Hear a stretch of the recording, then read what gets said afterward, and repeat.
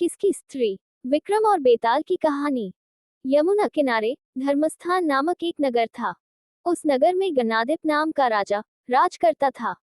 उसी में केशव नाम का एक ब्राह्मण भी रहता था। ब्राह्मण यमुना के तीर पर जप तप किया करता था। उसकी एक लड़की थी जिसका नाम मालती था। वह बड़ी रूपवती थी। जब वह ब्याह के योग्य हुई तो उसके माता पिता और भाई को चिंता हुई। संयोग से एक दिन जब ब्राह्मण अपने किसी यजमान की बारात में गया था और भाई पढ़ने गया था, तभी उनके घर में एक ब्राह्मण का लड़का आया। लड़की की मां ने उसके रूप और गुणों को देखकर उससे कहा कि मैं तुमसे अपनी लड़की का ब्याह करूंगी। होनहार की बात की। उधर ब्राह्मण पिता को भी एक दूसरा लड़का मिल गया और उसने उस लड़के को भी यही वचन दे दिया। उधर ब्राह्मण का लड़का जहां पढ़ने गया था वहां वह एक लड़के से यही वादा कर आया।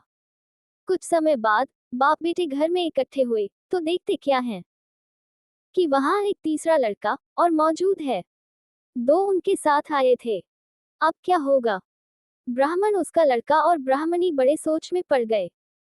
देव योग से हुआ क्या कि लड़की को सांप ने काट लिया और वह मर गई। उसके बाप, भाई और तीनों लड़कों ने बड़ी भाग दौड़ की। जहर झाड़ने वालों को बुलाया पर कोई नतीजा न निकला। सब अपनी अपनी करके चले गए। दुखी होकर वे उस लड़की को शमशान में ले गए और क्रियाकर्म कराए। तीनों लड़कों में से एक ने तो उसकी हड्डियां चुन ली और फकीर बनकर जंगल में चला गया। दूसरे ने राख की गठरी बांधी और वही झोपड़ी डालकर रहने लगा। तीसरा योगी होकर देश परदेश में घूमने लगा। एक दिन की बात है, वह तीसरा लड़का घूमते घामते किसी नगर में पहुंचा और एक ब्राह्मणी के घर भोजन करने बैठा। जैसे ही उस घर की ब्राह्मणी भोजन परोसने आई कि उसके छोटे लड़के ने उसका आंचल पकड़ लिया। ब्राह्मणी से अपना आंचल छुड़ता नहीं था। ब्राह्मणी को बड़ा गुस्सा आया। उसने अपने लड़के को झिड़का, मारा पीटा, फिर भी वह न माना। तो ब्राह्मणी ने उसे उठाकर जलते चूल्हे में पटक दिया। लड़का जलकर राख हो गया।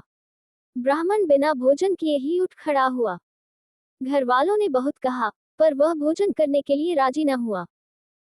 उसने कहा, जिस घर में ऐसी राक्षसी हो वहां मैं भोजन नहीं कर सकता।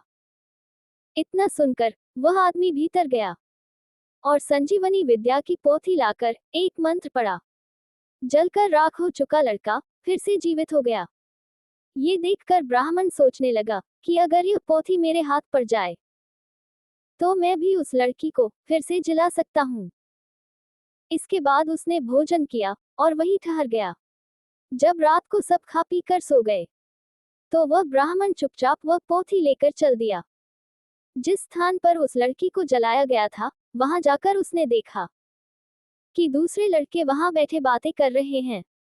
इस ब्राह्मण के ये कहने पर कि उसे संजीवनी विद्या की पोथी मिल गई है और वह मंत्र पढ़कर लड़की को जिला सकता है। उन दोनों ने हड्डियां और राख निकाली। ब्राह्मण ने जैसे ही मंत्र पढ़ा वह लड़की जी उठी। अब तीनों उसके पीछे आपस में झगड़ने लगे। इतना कहकर बेताल बोला, राजन, बताओ कि वह लड़की किसकी स्त्री होनी चाहिए। राजा ने जवाब दिया, जो वहां कुटिया बनाकर रहा उसकी। बेताल ने पूछा, क्यों। राजा बोला, जिसने हड्डियां रखी वह तो उसके बेटे के बराबर हुआ। जिसने विद्या सीखकर जीवन दान दिया वह बाप के बराबर हुआ। जो राख लेकर रमा रहा वही उसकी हकदार है।